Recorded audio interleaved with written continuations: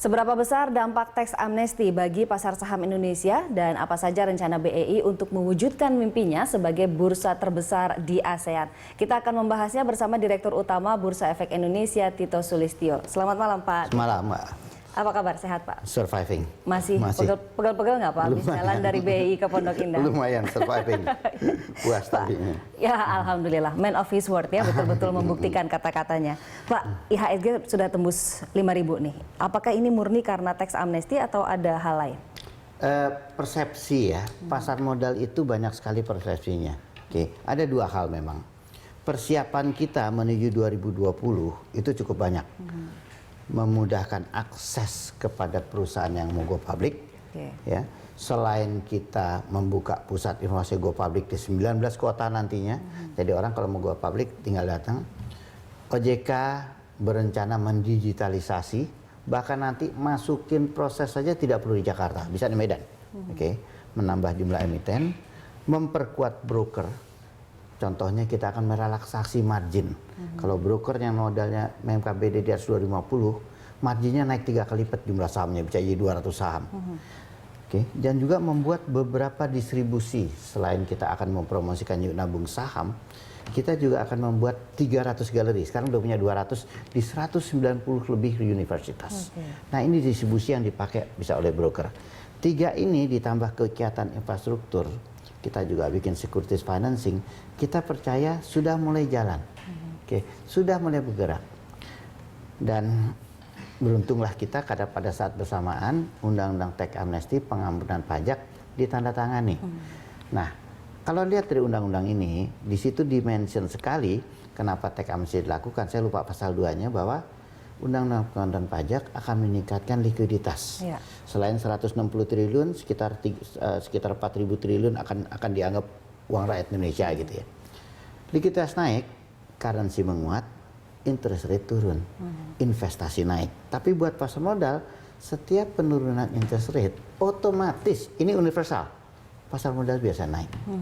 Dan kami harapkan 6 bulan ke depan akan terasa dampaknya. Jadi kesiapan infrastruktur kita dan juga adanya TPS. Itu betul-betul jadi faktor pendorong, Insya Allah, melaju kencang ya? Yes, karena pastinya ada dana dan menurunnya interest rate. Seberapa kencang Pak targetnya Pak? Akan ada di level berapa hingga akhir tahun? Kalau saya tahu saya jadi orang paling kaya di dunia gitu ya. Tapi hitungan saya mengatakan bahwa jika semua jalan benar, market kapitalisasi kita akan naik lebih dulu. Kita sekarang sekitar 5.300, 5.400, mungkin bisa menjadi 6.000 di akhir tahun ini. Jika tidak ada hiccup lainnya. Enggak kejutan-kejutan lagi ya. Mestinya dengan teks amnesti bisa menjadi itu.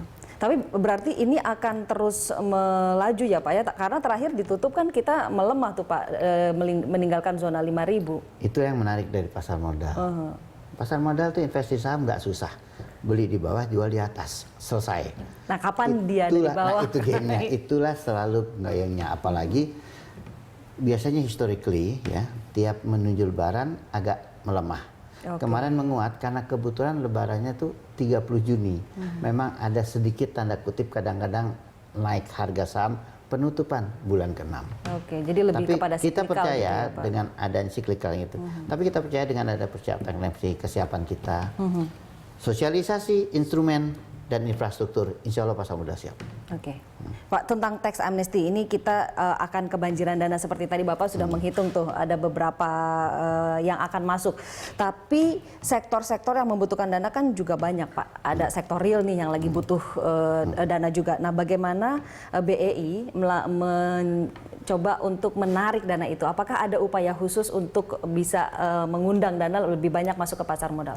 Gateway untuk masuk dana pengampunan pajak itu 3. Perbankan, manajemen investasi, dan perusahaan efek. 2 dari 3 itu melalui pasar modal. Dan yang menarik, pasar modal mempunyai 1 sosialisasi. Kita akan sosialisasikan kepada 20 kantor perwakilan yang mempunyai 200 galeri. Itu bisa langsung mahasiswa dan dosen. Kita langsung sosialisasi kepada 527 emiten. Kita sudah bicara dengan OJK.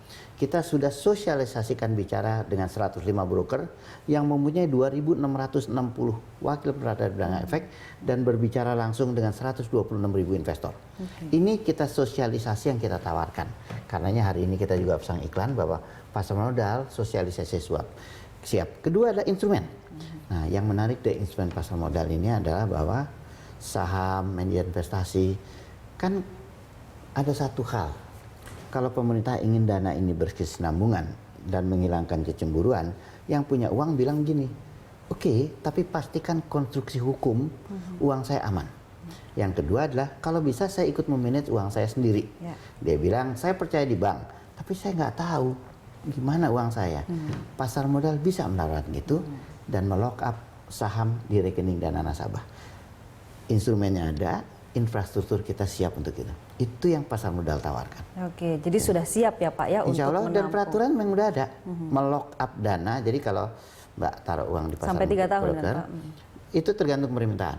Maka uangnya harus taruh di rekening dana nasabah, rekening khusus. Dan inilah yang di lock up. Sesudah itu dia boleh tuh main invest saham, jual beli, masuk reksadana, jual beli, bahkan deposito. Ya. Kita rekening ke invest. Jadi dengan gitu, ini bergerak terus, pajak dapat terus. Oke, nah pertanyaannya sektor real, bisa aja dari sini juga masuk sektor real melalui reksadana penyertaan terbatas. Ada instrumennya. Oke. Jadi sosialisasi instrumen infrastruktur. Oke, Insya sudah Allah siap BEI. Insya Tapi Menko juga menyatakan bahwa kemungkinan akan jauh lebih banyak yang hanya declare Pak dibandingkan dengan repatriasi. Apakah ini artinya kalau tidak banyak yang masuk nanti indeks loyo lagi? Ada dua takut yang bisa membuat ini gagal. Pertama, ketakutan dari yang punya dana bahwa konstruksi hukum akan membuat dana dia tidak aman. Tapi undang-undang menyatakan sangat kuat. Menurut saya ini harus disosialisasikan oleh pemerintah dan kita bahwa kamu jangan takut, uang kamu aman. Yang kedua, ketidaktakutan yang punya dana bahwa kalau saya nggak masuk nggak diapa-apain. Ingat ya, Pak Jokowi bahkan sudah ingatkan, dia akan didenda 200% nantinya, habis yang. Jika dua takut dan tidak takut disosialisasikan, saya percaya target pemerintah kecapai. Pertanyaannya, sosialisasikan ini. Bahwa, you jangan takut, aman. Yang kedua, you harus takut. Karena kalau enggak, you akan didenda habis uangnya. 200%? Di tahun 2018. Yes, ada di undang-undang. Iya, betul. Baik Pak Tito, saya harus jeda sebentar. Kita akan lanjutkan perbincangan di segmen berikutnya. Pemirsa jangan kemana-mana, kami akan kembali.